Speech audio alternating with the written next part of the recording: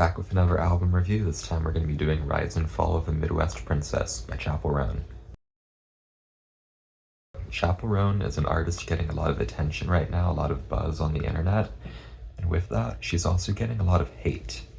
And it's interesting to see because I don't think I can remember a pop artist being this divisive in quite a while just off of one album. Like, she's getting the amount of tension and amount of people hating on her that you'd see like a Taylor Swift get or something, and she hasn't even released much music. Like, the last time she released anything was like a month or two ago with Good Luck Babe, and that was just a single, and she only has one album before that. The main criticisms I'm seeing online about her are that either a lot of people think she's an industry plant, which I looked into and doesn't really seem to be the case, or people thinking she's just like too cringy, they don't really like her aesthetic, whatnot.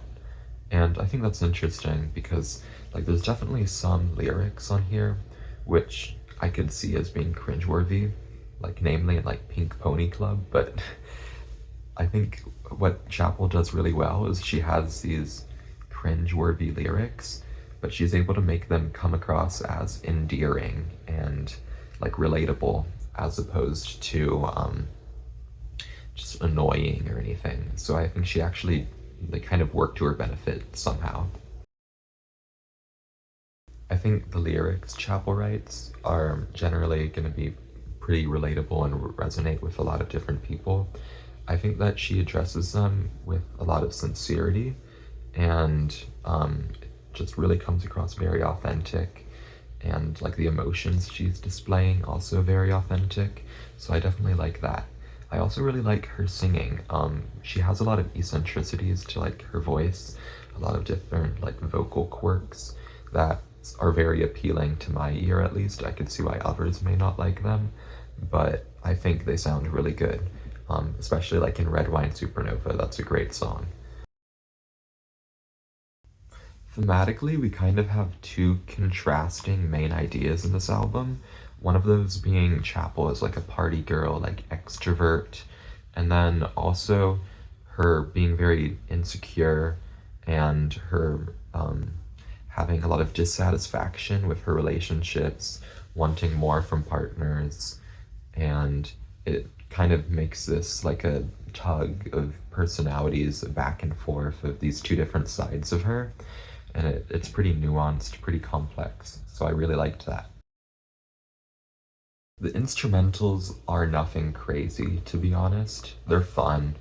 They get the job done. The only real song which had a standout moment to me instrumentally was After Midnight, with a really bouncy bass line. But yeah, it's just pretty average pop stuff, but it does its job, and I think Chappell's lyricism, her personality and everything is really the main thing drawing people to this album. It's not the production is super innovative or anything, but it's good.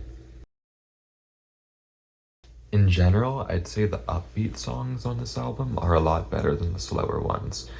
Hot to Go, Red Wine Supernova, Femininomenon, which is a mouthful to say, but it's a fun track. Naked in Manhattan. Those are all really great tracks. I'm sure there's others I'm missing. My Kink is Karma, that's another one.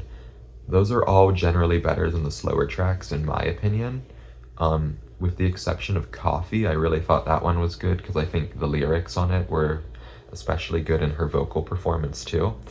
But unfortunately, I feel like those more ballad-oriented songs are just a little too boring, to be honest, to really appeal to me, even if the lyrics are still up to par and her singing is still good. Just, they aren't very interesting melodically, unfortunately.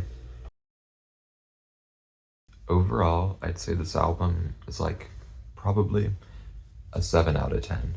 There are a lot of great moments on it, a lot of great songs, but unfortunately, it's just not entirely consistent throughout the entire track list, and there's definitely moments I'd skip, definitely moments where I'm just not really feeling the melodies, not really feeling the production, and I think it's really carried by the highs and there are lows on this album.